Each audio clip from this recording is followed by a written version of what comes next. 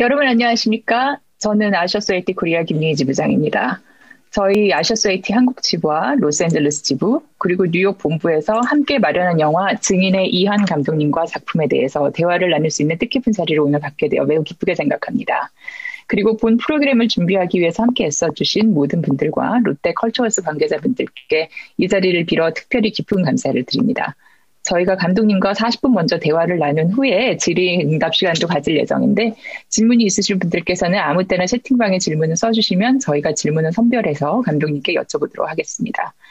오늘 모시는 이한 감독님께서는 2011년에 바나나의 이야기를 다룬 영화 완득이에서 따뜻함을 담아낸 연출로 뜨거운 호평을 얻으며 500만 명이 넘는 관객을 동원하시고 수상도 하셨었고, 이어서 2014년에는 영화 우아한 거짓말에서 학교 폭력이라는 사회적 문제를 따스하고 밝은 시선으로 담아내며 마음을 울리는 여운을 남기셨었죠. 또 2016년에 영화 오빠 생각에서는 한반도 역사상 가장 아픈 비극인 한국 전쟁을 배경으로 전쟁 고아들의 이야기를 통해서 감동을 주셨었는데, 이번 영화 증인에서는 변호사와 자폐의 아이 목격자, 그 두 인물을 통해서 또다시 감동을 선사해 주셨습니다. 특히 영화 증인은 개봉 8일 차에 관객 100만 명을 돌파할 정도로 큰 호응을 얻었었습니다. 영화를 통해서 따뜻한 온기를 전하는 이한 감독님을 지금부터 만나보겠습니다. 바쁘신 와중에도 아침 일찍 이 자리에 나와주신 이한 감독님 정말 감사합니다. 안녕하세요. 네, 안녕하세요. 네. 네, 감독님 모시게 되어 영광입니다. 아유, 제가 영광입니다. 네. 지난 주말에 미국, 홍콩 등에서 거의 200여 명이 영화 증인을 시청해 주셨고, 오늘도 많은 분들이 함께 해주시고 계신데요. 전 세계에서 자리해주고 계신 시청자분들께 간단하게 인사 말씀 좀 부탁드리겠습니다. 예, 안녕하세요. 아시아 소사이어티 회원 여러분 반갑습니다. 저는 영화 증인의 감독 이한입니다. 이렇게 귀한 시간 내주시고 이런 뜻깊은 자리 마련해 주신 아시아 소사이어티 회원 여러분들께 감사의 말씀 드리고요. 그러니까 귀중한 시간 내주신 만큼 증인에 대해서 서로 좀 도움이 될 수 있는 얘기를 많이 나누었으면 좋겠습니다. 네, 감사합니다. 감사합니다, 감독님. 아까도 제가 감독님을 소개할 때 잠깐 언급했었지만 감독님께서는 너무 좋은 별명이 있으세요.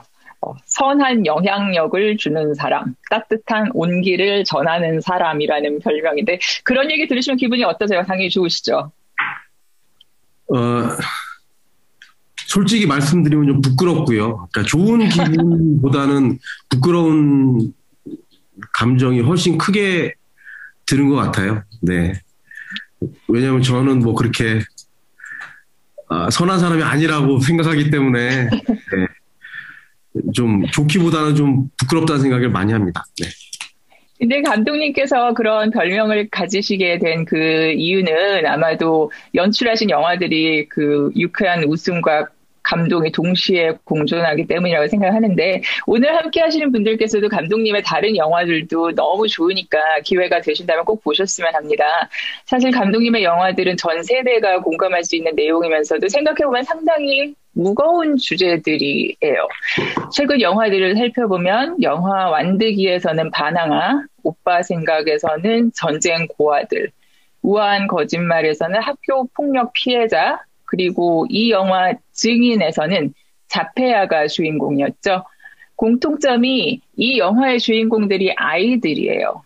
청소년이야, 미성년자. 근데 이런 무거운 주제들임에도 불구하고 감독님께서는 이 아이들을 통해서 착한 영화를 기가 막히게 잘 전달을 하시고 만들어내시는데, 어느 언론 매체와 인터뷰하셨을 때 착한 영화로 세상을 아름답게 바꾸고 싶다라고 말씀하셨는데, 질문 드리자면 감독님께서 인간 본성을 낙관적인 시각에서 바라보시는 건지, 또 우리 삶에 대한 긍정적인 서사에 초점을 두시는 특별한 이유가 있으신 건지 궁금합니다. 일단 이제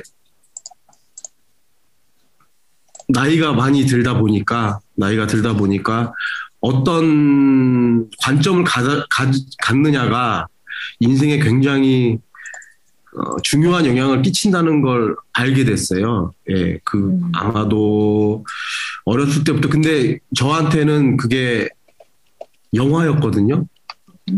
영화를 통해서 그러니까 영화를 너무 좋아하는 사람이었기 때문에 영화를 통해서 세상을 바라보곤 했는데 그 영화들 중에 낙관적이고 밝은 쪽을 비추는 영화들이 저한테 좋은 영향을 끼쳤다고 항상 생각했어요. 네, 그래서 그냥 막연하게 나도 그런 영화들의 영향을 받은 것처럼 관객들한테 조금이나마 좋은 낙관적인 시선, 좋은 영향을 끼치는 영화를 만들고 싶다라는 생각을 하게 된 것 같아요. 네, 감독님 작품들 정말 볼수록 뭐랄까, 또 깔끔한 여운이 남는 것 같아요. 찜찜한 여운보다는 너무 마음이 따뜻하고, 막 감동도 이렇게 진하게 남으면서도 참 깔끔한 느낌들이 있는 것 같아요. 그리고, 이 영화 증인은 개봉 전부터 정우성 배우와 김향기 배우의 캐스팅 확정으로 인해서 더 많은 주목을 받았었거든요. 사실 감독님 다른 작품들도 출연진이 굉장히 화려해요. 거의 올스타시고, 대부분 감독님 작품의 남자 주인공들이 대한민국의 대표 꽃미남 배우들이시고요. 근데 특히 정우성 배우는 전작인 다른 작품들에서 강렬하고 좀 카리스마 있는 뭐 첩보원 역할 등을 보여줬었고, 무엇보다도 국내에서는 연예인 중에 연예인이라 불릴 정도로 꽃미남 인식이 굉장히 강한 배우신데, 혹시 정우성 배우가 순호 역에 어울리지 않을까라고 우려하셨던 적은 없으셨을까요? 주변에서는 그런 우려가 많았었는데, 저는, 전혀 없었고요. 그 이유는, 아시다시피, 정우성 배우는 사회적인 목소리를 내는 흔치 않은 배우예요. 좀 더 나은 사회를 위해서, 노력하는 배우이기도 하고, 그런 모습이 일단 저는 굉장히 좋았고요. 그러니까 제가 하는 습관 중에, 캐스팅을 하기 전에 인터뷰나, 그분의 일상생활을 담은 영상들을 많이 찾아보는데 그 인터뷰나 영상들을 통해서 아주 일상적인 모습의 표현이 가능하다라는 판단이 들어서 정우성 배우한테 시나리오를 드렸던 것 같습니다. 실제로 만나시면 어떠세요? 너무 좋은, 그러니까 보통 연예인이나 배우 이렇게 생각하면 약간 보통 사람들하고 다를 거라고 생각들을 많이 하고 실제로 그런 분들도 굉장히 있어요.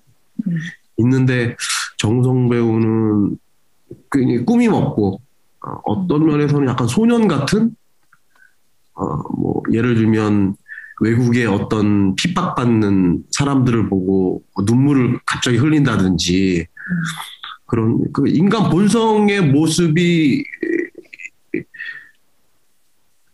많이 있는 배우인 것 같습니다. 예. 굉장히 극찬을 하셨는데 감독님께서는 같이 작품하셨던 배우들과 여러 작품을 또 많이 함께 하세요. 고화성 배우, 유아인 배우, 박수영 배우, 이래 배우 등등.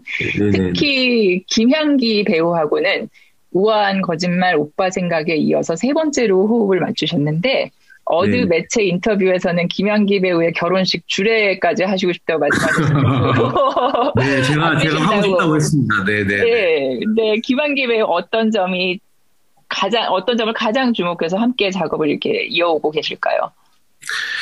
감독의 입장에서 보면 이제 시나리오에 묘사되어 있는 시나리오가 표현해야 되는 느낌이나 감정들이 있습니다. 그런 감정을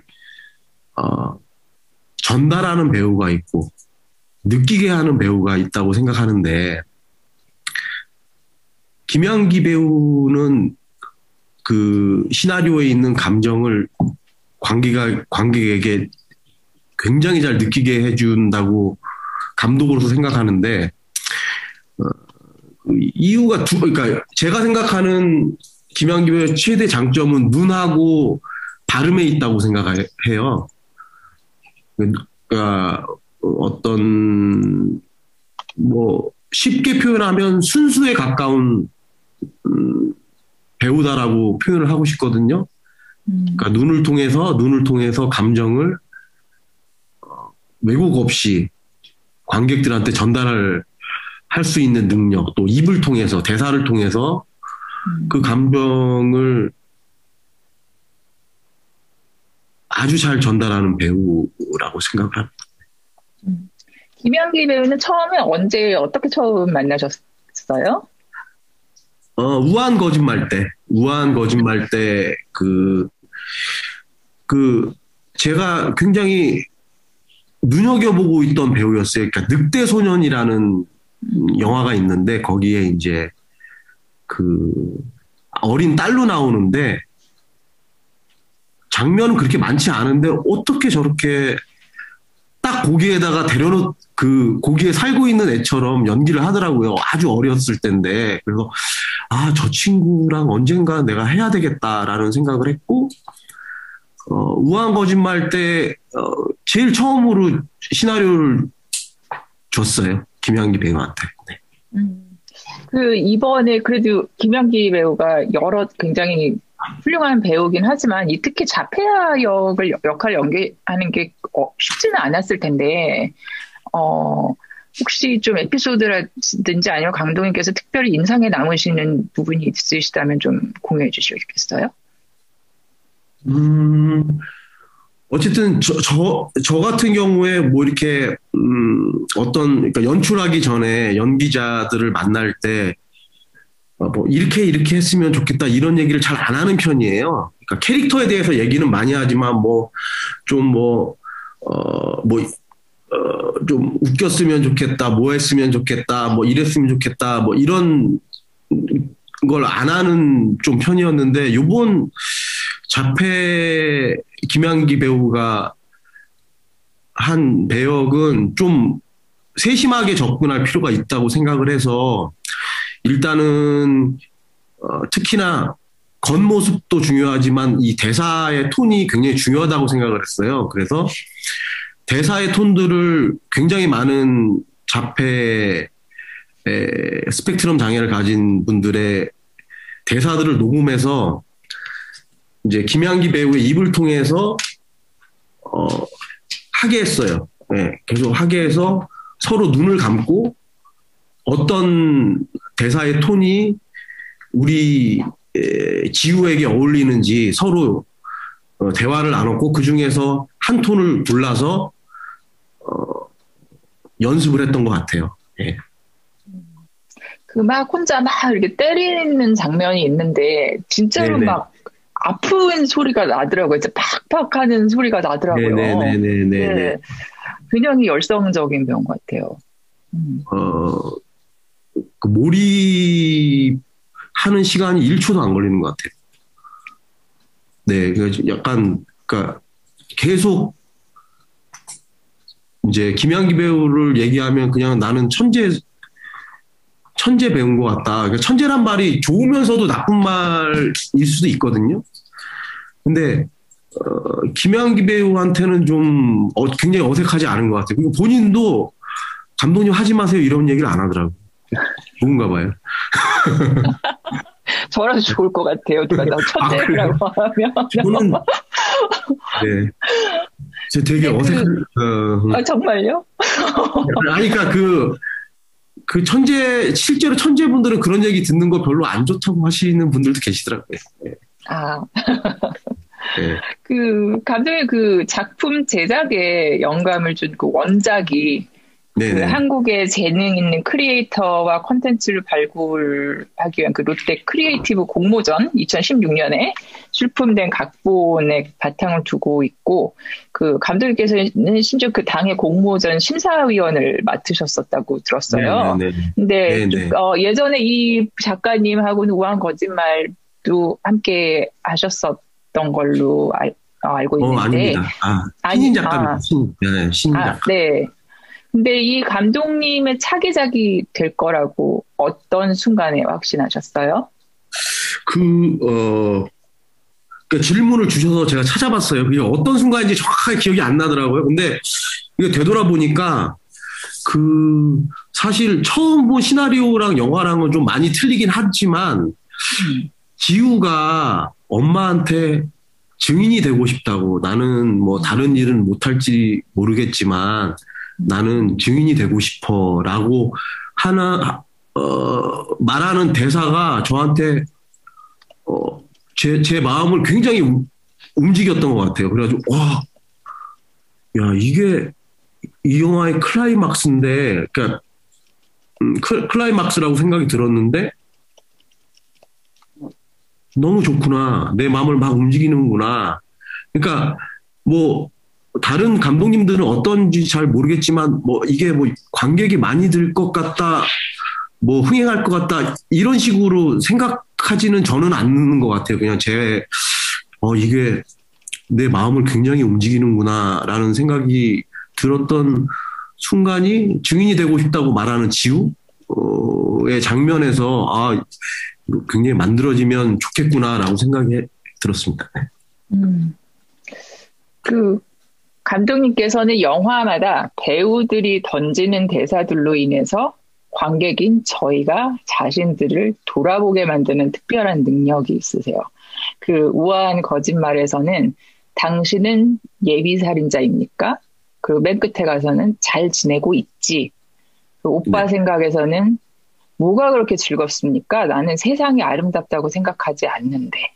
그리고 이 영화 증인에서는 당신은 좋은 사람입니까? 물론. 아저씨도 나를 이용할 겁니까? 정상인 척 안 해도 되니까요. 이런 질문들이 살면서 누구나 어떻게 어른이 되어가면서 한 번쯤은 이렇게 내 자신한테 물어볼 만한 질문들이기도 하거든요.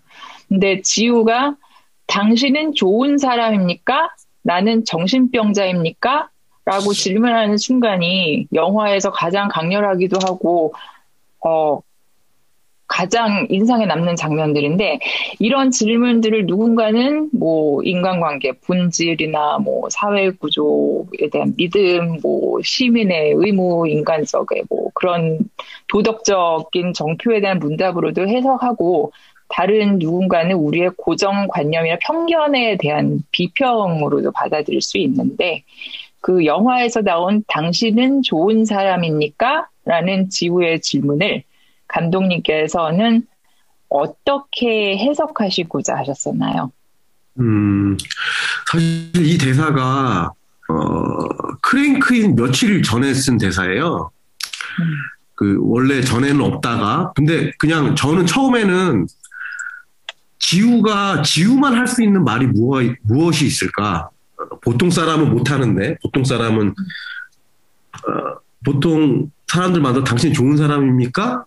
이렇게 안 물어보잖아요. 거의 물어볼 수도 없고 예의에 벗어나는 말이고, 지우만 할 수 있는 말이라고 생각해서 만들었는데, 이 대사가 사람들한테 회자되는 걸 보고 반대로 나의 낙관적인 태도가 맞았어 라는 생각이 좀 들었어요. 그러니까 이 대사가 회자되는 이유는 많은 사람들이 좋은 사람은 어떤 사람인가에 대해서 고민하고 있었다는 얘기도 되는 거잖아요.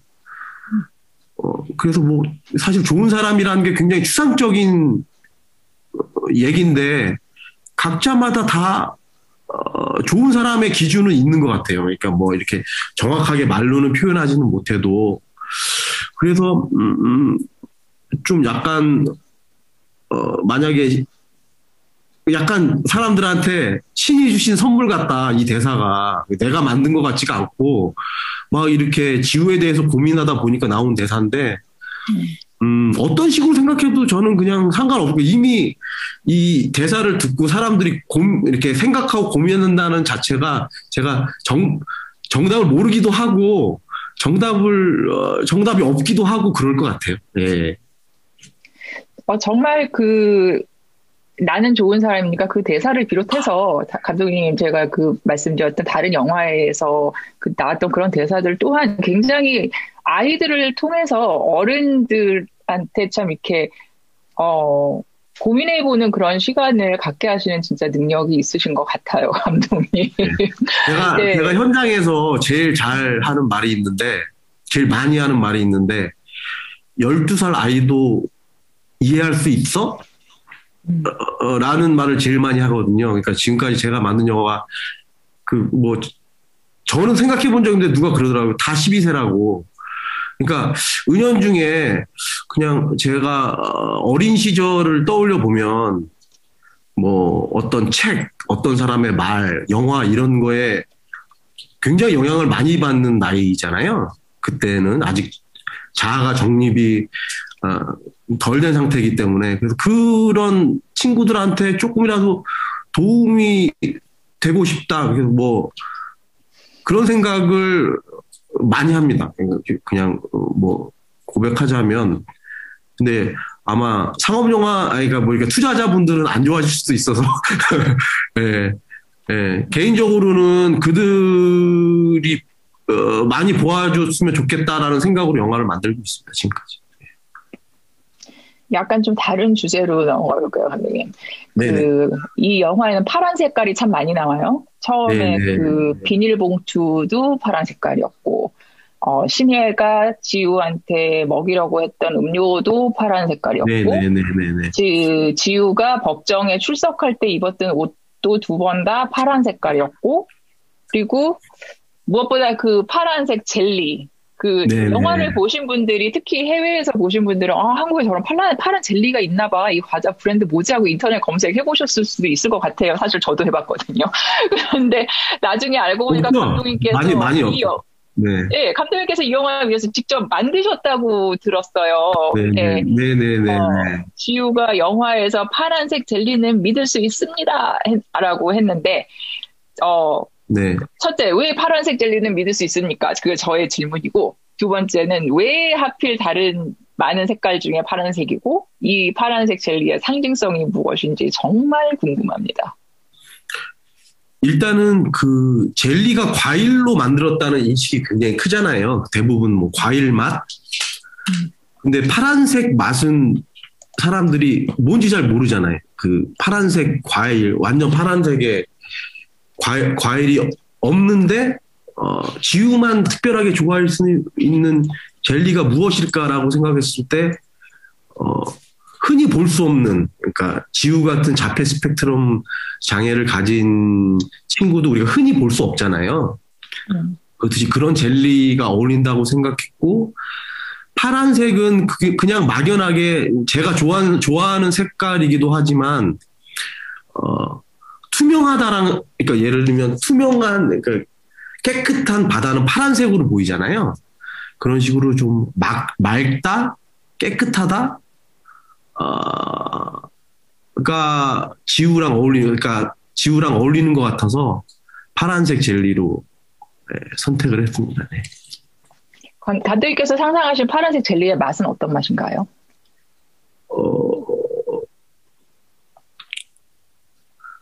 글쎄, 그 젤리는 참 맛이 없었어요. 아직까지 생각하진 않았는데. 네. 그 젤리는 너무 맛이 없어가지고. 왜냐면 예쁘게 만들어야 되기 때문에.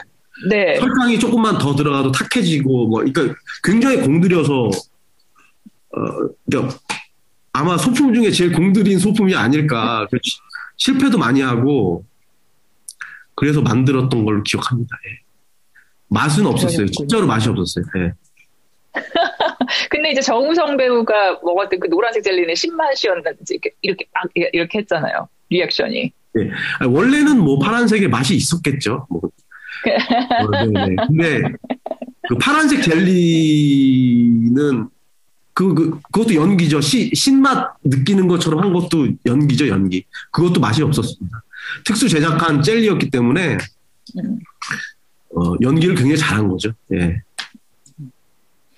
그 감독님 맨 첫 장면이 광화문이에요. 광화문 광장을 순호가 아버지께 전화를 하면서 하는 그 장면인데, 보통 그 첫 장면이 영화 속의 시작과 영화의 전반적인 분위기에 대한 그런 인상을 심어주는 역할을 하기도 하거든요. 저는 사실 그 돼지 두루치기 얘기가 나왔었을 때 뭔가 돼지 두루치기가 굉장히 큰 실마리를 던졌을 줄 알았어요. 그랬는데 광화문이 굉장히 자주 나오더라고요. 첫 번째 장면을 비롯해서. 근데 이 광화문 광장에 또 의외로 광화문 광장을 상징하는 이순신 장군이나 그런 부분들을 보다는 좀 더 다른 부분에 포커스를 하시고자 하셨던 것 같은데 그 첫 번째 씬 배경으로 삼으신 데의 그 의미가 무엇입니까? 혹시 따로 의미가 있으실까요? 사실 외국 분들은 모를 수도 있는데 한국 사람한테 광화문 광장은 다양한 사회적인 의견들을 표출해내는 대표적인 장소예요.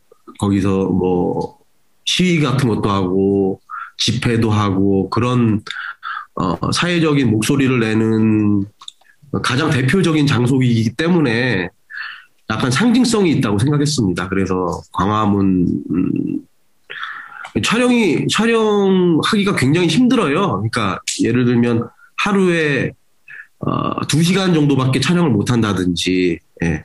그리고 지나가는 사람들을 통제할 수가 없다든지 이런 악조건이었는데 꼭 거기서 하고 싶다, 라는 생각을 했어요. 예. 그 가장 어떻게 보면은 충격적이자 약간 비현실적으로 느껴질 수 있었던 장면이 이제 변호사인 순호가 그 변호사의 의무를 저버리고 진실을 밝히기 위해서 그 자신의 법적 의무를 저버렸잖아요. 근데 그 굉장히 독특한 발상이세요. 그리고 우리나라에서는 아직 변호사가 그렇게 자기 법적 의무를 저버린 사례가 없는 걸로 알아요. 그리고 반면에 또 검사인 희중 역할은 또 우리가 생각하는 그런 일반 검사 역할하고는 다르고 굉장히 동정 연민을 가지고 있고 그래서 이 두 캐릭터를 어떻게 만들게 되셨고 그리고 마지막 정우성 씨가 변호사의 직무 위반하는 그 부분을 통해서 어떤 메시지를 전달하고자 하셨어요? 처음에 이제 원작 시나리오를 각색하기로 마음 먹으면서 좀 더 많은 사람들이 공감하고 재미를 느낄 수 있는 이야기로 바꿨으면 좋겠다라는 생각을 했고 그 무렵 미국 영화인데 용감한 변호사라는 알파치노 주연의 영화가 있어요. 이제 거기에서 보면은 이제 순호와 같은 행동을 하는데 법정에서 그래서 아는 변호사님한테 전화를 걸어서 이러이러한 경우가 실제로 있냐, 그 영화 속의 일이냐 그랬더니 우리나라에는 아직까지는 없지만 외국에서는 사례가 드물지 않다라는 얘기를 들었어요. 예. 아주 많지는 않지만 없지 않다. 몇몇 보고된 사례 실제로 그런 사례들이 있다라는 생각이 들어서 우리나라에도 언젠가는 실제로 지금까지는 없었지만 언젠가 이렇게 용기 있는 변호사가 나오면 참 좋겠다라는 생각이 들어서 과감하게 그런 설정을 하게 된 것 같습니다. 사실 어떤 변호사들의 이야기를 다루는 미드도 있잖아요. 근데 그 미드에서도 이렇게 약간 변호사들이 정말로 진실을 밝히고 싶은데 자기네 의무를 버리고 싶지 않을 때 약간 좀 편법을 써서 다른 사람을 이렇게 통해서 하는 경우들도 있는데 감독님께서 아주 그냥 정우성 배우를 통해서 그냥 순호를 통해서 그냥 직접 이렇게 하셨어요. 네. 네. 그 장면을 통해서 관객들이 카타르시스를 얻기를 원했어요. 어쨌든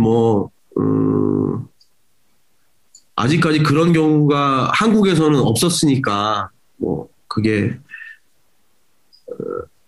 가짜 아니면 유사 카타르시스일 수도 있지만 어쨌든 이게 다큐멘터리가 아니고 극영화이기 때문에 위험을 감수하더라도 그런 카타르시스를 느끼게 해주고 싶은 마음이 있었습니다. 예.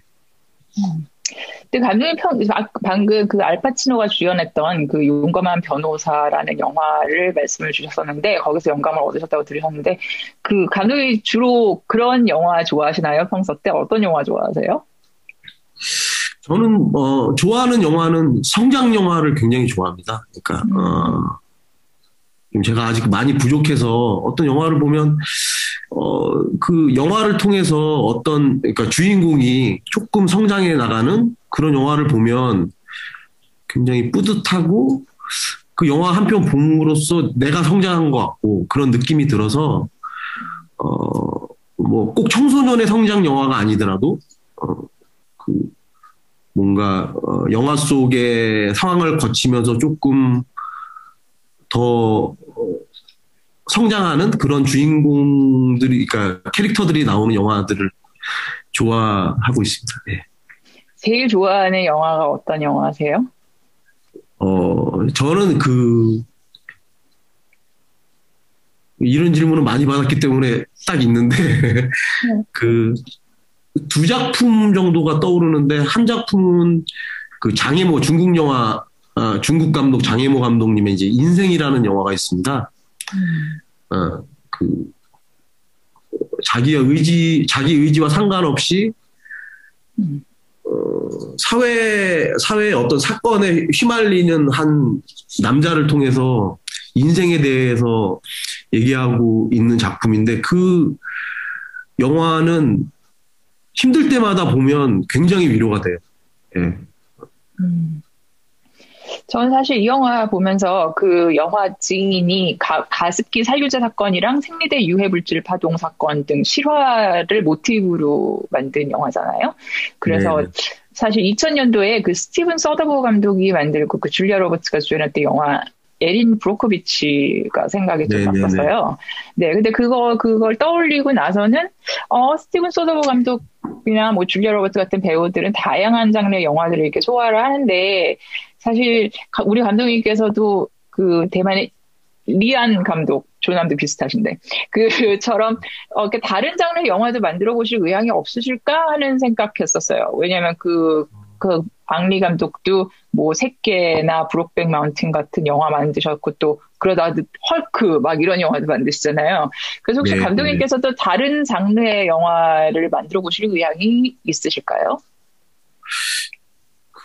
어렸을 때는 장르 영화를 굉장히 좋아했고 영화과에 들어갈 때도 공포 영화를 만들고 싶다고 이게 그 자기소개서에 쓸 정도로 굉장한 매니아였어요. 스릴러와 하고. 근데, 사람이 바뀌잖아요. 이렇게 영화를 뭐 이렇게 보다 보고 사회생활을 하다 보면 바뀌듯이 그런 영화들의, 그러니까 장르 영화에 대한 흥미를 점점, 흥미가 좀 덜 하게 돼가지고, 어쩔지는 모르겠는데 유일하게, 판타지 영화에 좀 관심이 있는 것 같아요. 엑스칼리버, 엑스칼리버나 어떤 그런 영화를 생각만 하고 있는 작품은 있습니다. 예.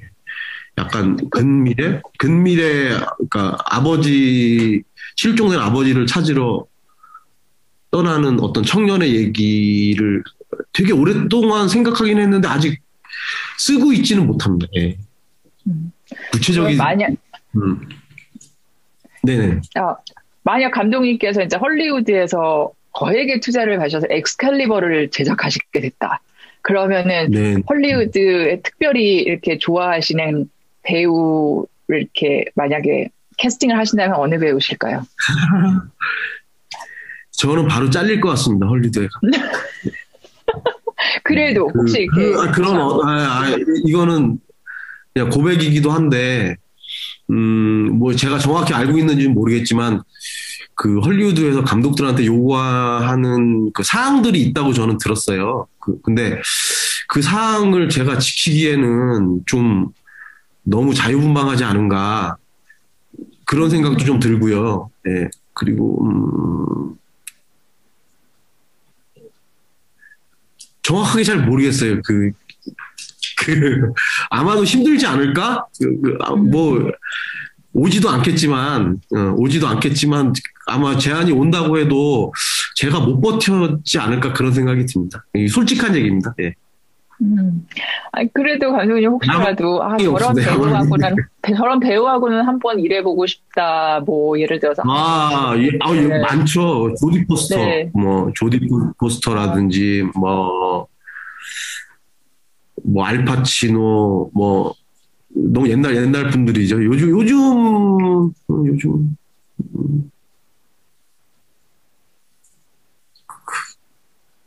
잘 모르겠어요. 별로 생각은 안 해보셨나 보다. 예, 아니, 그 헐리우드에서 영화를 만든다는 생각을, 그러니까 그런 고민을 할 때가 있었던 것 같아요. 나는 왜 이렇게 야망이 적은가. 그런 걸로 고민을 할 때가 많았는데, 그 야망이 적어서 증인 같은 영화를 만들 수 있지 않았나.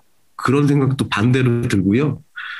그냥 저한테 맞는 이야기가 있을 거라고 생각하고, 좀 소심한 성격이라, 예를 들면 큰 버젯의 영화를 만들면, 제명에 못 살 것 같아요. 이건 진짜 진심으로 하는 말입니다. 아니, 근데 감독님께 그 영화를 통해서 주시는 그 낙관적인 메시지 지금 감독님 자신한테 굉장히 비관적이신 것 같아요. 비관적이 아니라, 저는 저한테 굉장히 잘 맞는 그 영화들을 선택했다고 생각을 하고요. 그 영화들을 만들면서 굉장히 행복했고, 영화를 만들 때마다 조금씩 내가 좋아지고 있구나라는 생각을 항상 드는 영화들을 했다고 생각하거든요. 네. 그러니까 단지 저의 성향과 맞지 않고 제가 할 수 없는 것들에 대한 꿈을 꾸는 게 저한테는 좋지 않다라는 걸 느낀 것 같아요. 네. 깨달은 것 같아요. 네. 네. 감독님 혹시 아까 잠깐 언급하셨던 것 같은데 다음 차기작 계획이 있으시다면 좀 더 상세하게 말씀해 주시겠어요? 네, 시나리오가 두 개가 있는데요. 시나리오 두 개가 있는데, 하나는 조금 모자라 보이는 남자와 좀 이상해 보이는 여자의 멜로드라마를 준비하고 있고요. 네. 하나는 근데 이거는 완고라고 볼 수가 없는 게 계속 지금 많이 고쳤는데, 계속 부족한 것 같아서, 계속 고치고 있는 시나리오가 있는데, 한 30대의 두 남녀를 통해서 과연 사는 게 뭐지? 라는 화두를 던질 수 있는 멜로드라마 시나리오를 준비하고 있어요. 두 개를 동시에 준비하고 있습니다.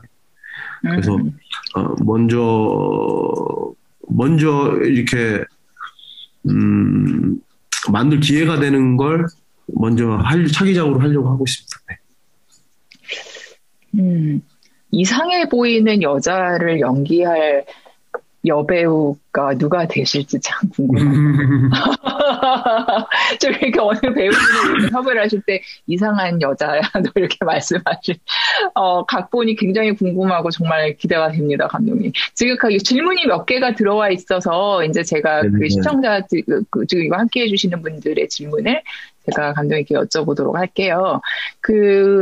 첫 번째 질문은 스토리라인을 준비하시는 데 있어서 법에 대한 사전 조사는 얼마나 하셨는지 궁금합니다.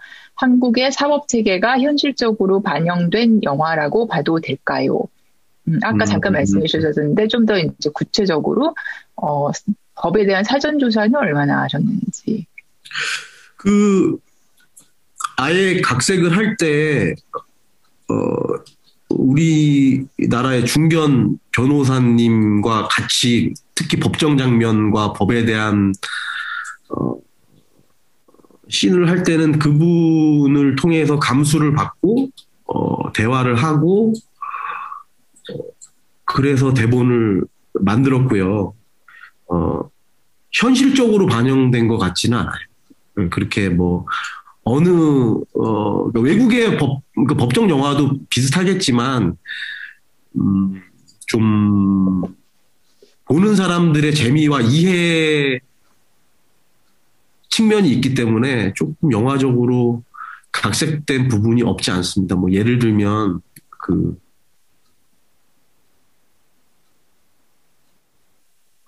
변호사가 증인에 대해서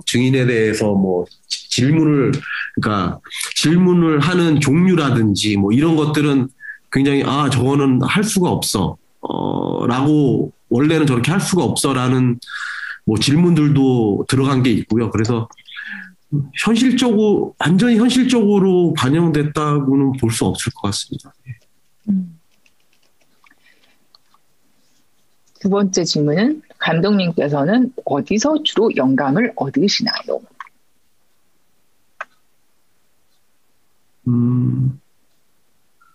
사색, 걷기, 걷다가 많이, 그러니까 걷는 걸 굉장히 좋아해서요.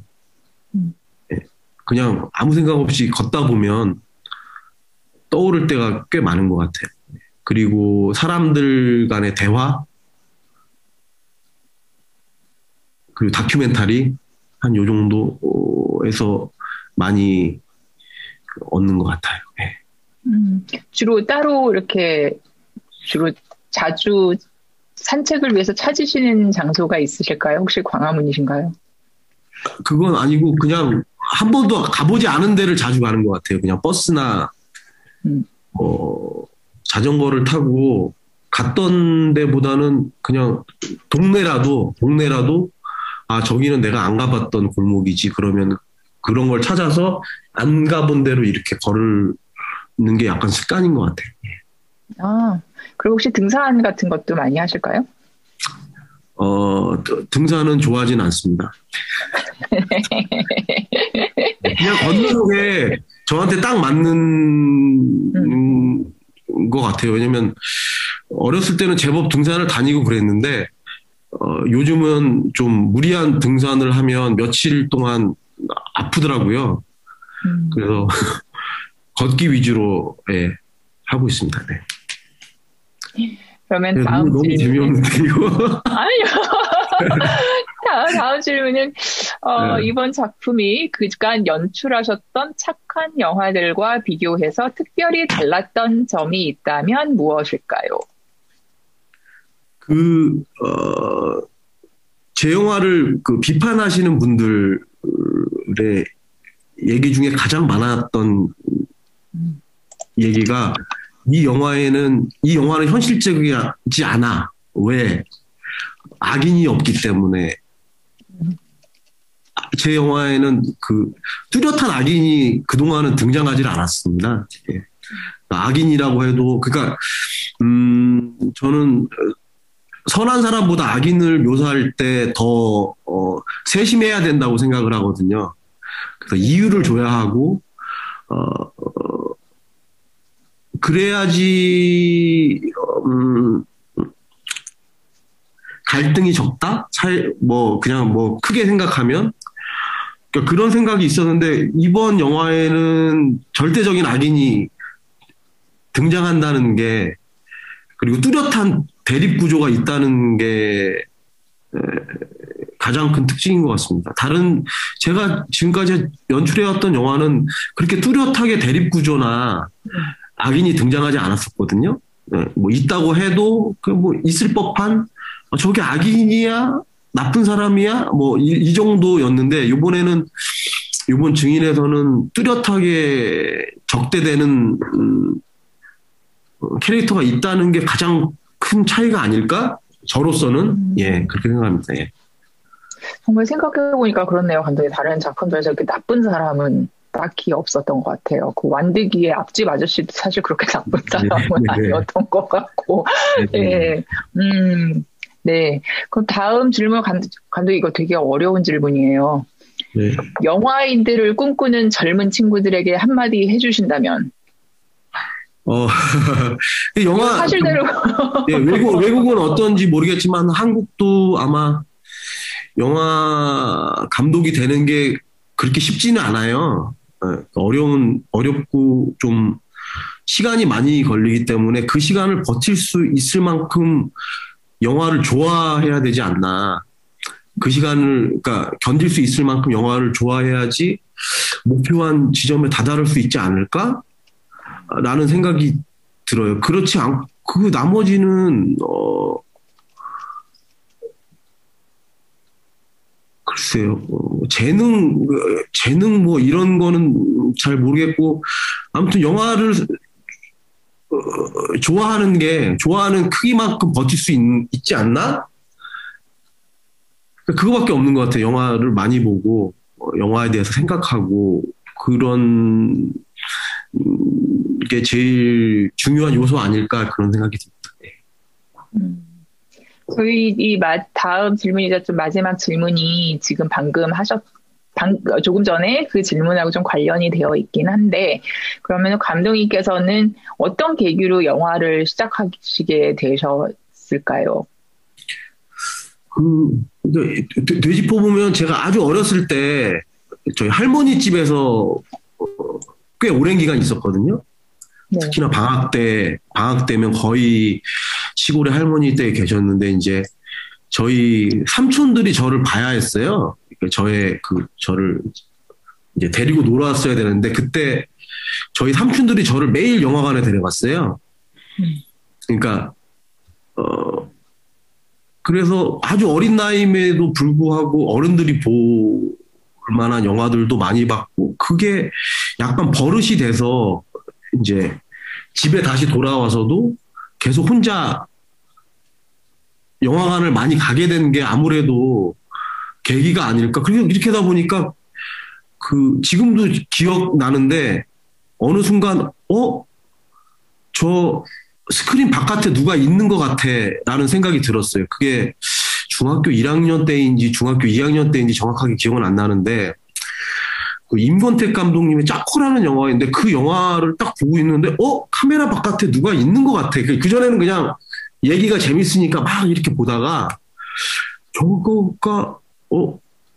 저거를 만드는 사람이 있구나. 그걸 처음으로 자각했었고 그 뒤로 계속 영화를 좋아하고 보다 보니까 나도 영화 저런 걸 만들고 싶다라는 생각이 들었던 것 같아요. 임권택 감독님 영화 그 이후로 자주 보셨을까요? 그때 제 별명이 제가 한양대학교 영문학과를 나왔는데 별명이 아니라 한국 영화는 이한한테 물어봐라 할 정도로 좀 우리나라 영화의 광이었어요. 그래서 아마 안 본 영화가 거의 없지 않을까. 예. 저는 이상하게 사람들이 좋다고 하는 외국 영화보다 한국 영화가 훨씬 재밌었던 것 같아요. 뭐 007 이런 거는 빼고, 007 뭐 성룡 영화 이런 건 빼고, 물론 당연히 모국어로 들으니까 훨씬 더 뭐 감정에 와 닿는지는 잘 모르겠지만, 그래서 너는 왜 이렇게 한국 영화를 좋아하냐? 그때만 해도 한국 영화가 굉장히 좀 천대받는다고 해야 되나? 그러니까 좀 수준이 좀 낮다. 뭐 완성도가 떨어진다 이런 얘기를 많이 듣던 때였는데도 불구하고 저는 이상하게 한국 영화를 좋아했던 것 같아요. 네. 임권택 감독님께서 서편제를 만드실 때 이렇게 조금 이렇게 이렇게 그때는 CG를 안 쓰셨으니까 네네네. 좀 약간 이렇게 바람이 좀 불었으면 좋겠다 하시는 장면에서 기적적으로 바람이 불어서 모래가 이렇게 소용돌이처럼 이렇게 됐었다고. 그래서 이 영화 대박 날 것 같다라는 느낌이 드셨다고 했었는데 감독님 혹시 이 증인이란 영화가 잘 될 것 같다라는 그런 느낌이 드셨던 때가 촉이 오셨을 때가 있으셨어요? 아까도 말씀드렸었는데 증인이 되고 싶어 라고 말하는 장면을 찍을 때 제가 시나리오 때 받았던 느낌이 그대로 전달됐어요. 그때 약간 이 영화를 했으면 이 영화 만들면 좋겠다라고 생각을 하고 이제 그 장면을 찍을 때 너무 겁이 나는 거예요. 이 장면이 제대로 감정이 안 전해지면 어떡하지? 라고 생각을 하고 굉장히 이렇게 가슴 졸이고 있는데 그 장면을 딱 찍는데 이 장면 관객한테 이 감정이 잘 전달될 것 같아 라는 생각이 들어서 적어도 좋아해 주는 사람들이 있겠구나 그런 생각을 했던 것 같아요. 네. 네, 지금 안타깝게도 지금 시간이 다 됐긴 했는데 지금 제가 계속 이렇게 코멘트 이렇게 피드백 올라온 거를 보고 있는데 시청자분들 지금 함께 해주신 분들이 어느 나라에서 지금 어느 나라에 계신 분인지 모르겠어요. 미국인지 뭐 홍콩인지 모르겠는데 어떤 외국 분께서 영화 너무 잘 봤고 오스카 아카데미 국제영화상 수상작감이다라고 그런 코멘트를 주셨습니다. 감사합니다. 그래서 감독님, 이한 감독님. 네네네. 네, 말씀하세요. 네네네. 제가 알기로는 일본, 중국, 영국에서 리메이크 논의가 되고 있는 걸로 알고 있어요. 그래서 만약에 그쪽 나라에 계신 분이라면 그 나라에서 만든 증인도 좋아해 주시기를 부탁드리겠습니다. 굉장히 기쁩니다. 네네. 네, 감독님. 바쁘신 와중에도 오늘 이 자리에 함께 해주셔서 정말 감사하고요. 앞으로도 좋은 작품 많이 기대하고 응원하겠습니다. 그리고 비록 부득이하게 비대면으로 진행하게 되었으나 이렇게 온라인으로나마 의미 있는 자리 마련할 수 있게 되어서 다행으로 생각하고요. 저희 아시아소사이티 로스앤젤레스 지부의 안젤리 샤란 지부장의 인사를 끝으로 오늘 프로그램을 마무리하도록 하겠습니다. 감사합니다. 감사합니다. Hi, I'm Anjali Sharon, the Acting Executive Director from Asia Society Southern California. And I just want to thank everyone for participating this evening and to thank again the Korea Center. We greatly appreciate the opportunity to collaborate at all times. And a special shout out to Lotte for making this screening and program possible. And we'd like to remind the audience to stay with us, to tune in to more Asia Society at the Movies programs. We have a number of screenings and companion events scheduled and hope you will continue to join us and support us by becoming a member or donating. And we look forward to seeing you again soon. Thank you so much.